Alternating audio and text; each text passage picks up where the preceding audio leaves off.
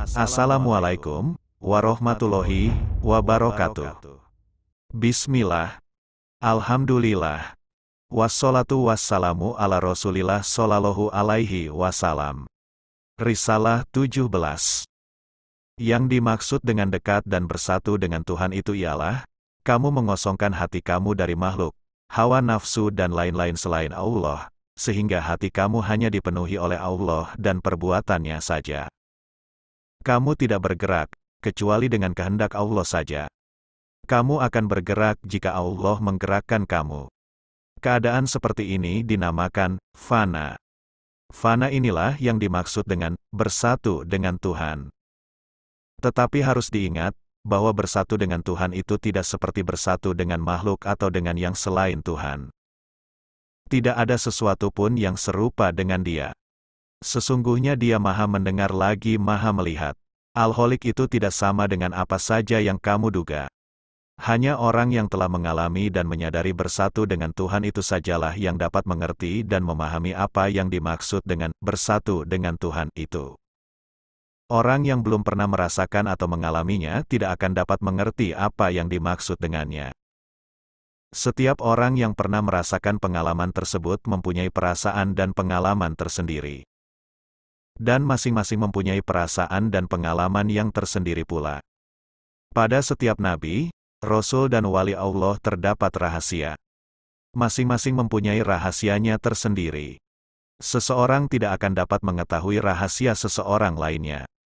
Kadang-kadang seorang murid mempunyai rahasia yang tidak diketahui oleh gurunya. Ada kalanya pula, rahasia yang dimiliki oleh guru itu tidak dapat diketahui oleh muridnya, meskipun murid itu sudah hampir sederajat dengan gurunya. Apabila seorang murid dapat mencapai keadaan kerohanian yang ada pada gurunya, maka murid itu diperintahkan untuk memisahkan dirinya dari gurunya itu. Dengan kata lain, dia sekarang telah setaraf dengan gurunya. Murid itu pun berpisahlah dari gurunya dan Allah sajalah yang menjadi penjaganya. Kemudian Allah akan memisahkannya dari seluruh makhluk. Bisa diibaratkan bahwa guru itu laksana ibu dan murid itu laksana bayinya yang masih menyusu. Apabila si bayi telah mencapai usia 2 tahun, maka berhentilah dia menyusu dari ibunya. Tidak ada lagi kebergantungan kepada makhluk, setelah hawa nafsu amarah dan kehendak-kehendak kemanusiaan terhapus. Guru atau syai itu hanya diperlukan selagi murid masih mempunyai hawa nafsu angkara murka dan kehendak-kehendak badaniah yang perlu dihancurkan. Setelah semua itu hilang dari hati si murid tadi, maka guru itu tidak lagi diperlukan, karena si murid sekarang sudah tidak lagi memiliki kekurangan atau dia telah sempurna. Oleh karena itu, apabila kamu telah bersatu dengan Tuhan, maka kamu akan merasa aman dan selamat dari apa saja selain Dia. Kamu akan mengetahui bahwa tidak ada yang wujud melainkan Dia saja. Kamu akan mengetahui bahwa untung, rugi, harapan, takut dan bahkan apa saja adalah dari dan karena Dia juga. Dialah yang patut ditakuti dan kepada Dia sajalah meminta perlindungan dan pertolongan. Karenanya, lihatlah selalu perbuatannya, nantikanlah selalu perintahnya dan patuhlah selalu kepadanya. Putuskanlah hubunganmu dengan apa saja yang bersangkutan dengan dunia ini dan juga dengan akhirat. Janganlah kamu melekatkan hatimu kepada apa saja selain Allah. Anggaplah seluruh yang dijadikan Allah ini sebagai seorang manusia yang telah ditangkap oleh seorang raja yang agung dan gagah. Raja itu telah memotong kaki dan tangan orang tadi dan menyalipnya pada sebatang pohon yang terletak di tepi sebuah sungai yang besar lagi dalam. Raja itu bersemayam di atas singgasana yang tinggi dengan dikawal oleh hulu balang yang gagah berani yang dilengkapi persenjataan yang lengkap dan raja itu melempar orang tadi dengan seluruh senjata yang ada padanya. Bagaimana pendapatmu tentang orang yang melihat keadaan ini, lalu memalingkan pandangannya dari raja itu dan takut kepadanya? Sebaliknya ia berharap dan meminta kepada orang itu dan bukannya kepada raja yang agung itu. Jika ada orang yang gentar dan takut kepada orang yang tersalib itu, dan bukannya kepada raja, maka orang ini adalah orang yang bodoh, gila dan tidak sadar.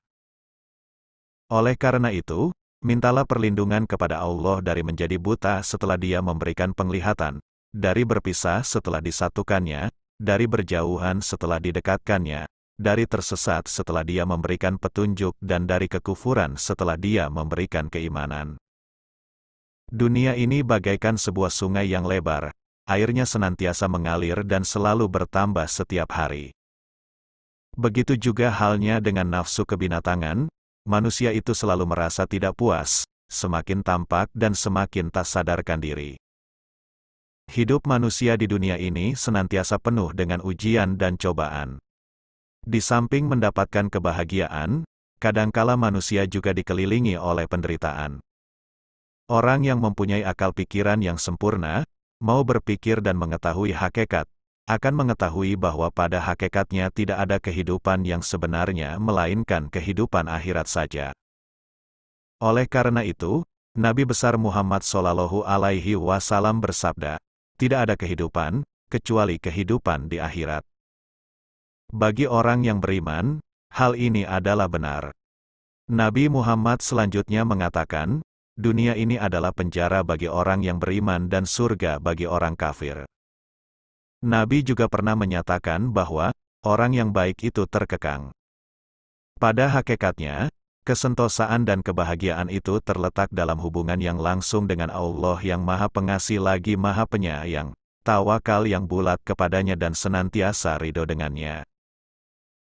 Jika kamu telah dapat melakukan hal yang demikian itu, maka bebaslah kamu dari dunia ini dan Allah akan memberimu kesenangan, keselamatan, kesentosaan, kasih sayang dan ridho ilahi. Wallahu a'lam bishawab. Bersambung risalah berikutnya. Wassalamualaikum warahmatullahi wabarakatuh.